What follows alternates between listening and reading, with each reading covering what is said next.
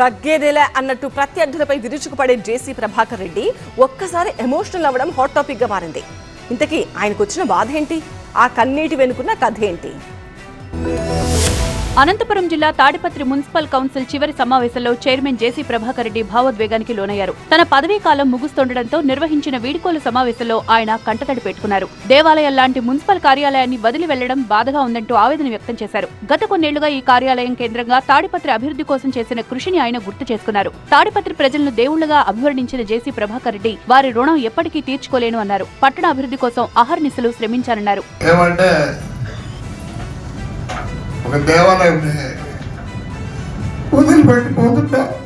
భవిష్యత్తుపై తనకున్న విజన్ వివరిస్తూ 2027 నాటికి తాడిపత్రి పేరు ప్రపంచ పటంలో నిలుస్తుందని వ్యాఖ్యానించారు. ఆ స్థాయి అభివృద్ధిని పట్టణంలో తీసుకొస్తామని ధీమా వ్యక్తం చేశారు. అధికారుల మద్దతుతో అనేక సవాళ్లను ఎదుర్కొని ఇక్కడి వరకు వచ్చామన్న ఆయన రానున్న మున్సిపాలిటీ ఎన్నికల్లో డబ్బుకు లొంగిపోకుండా అభివృద్ధికే ఓటు వేయాలని సూచించారు. తాడిపత్రి క్షేమం కోరే మంచి వ్యక్తులను మాత్రమే కౌన్సిల్ కు పంపాలని ప్రజలకు పిలుపునిచ్చారు. కార్యాలయం నుండి బయటికి వెళ్తున్నప్పటికీ తన హృదయం ఎప్పుడూ తాడిపత్రి ప్రజల కోసమే తప్పిస్తుందని భావోద్వేగంతో ప్రసంగాన్ని ముగించారు.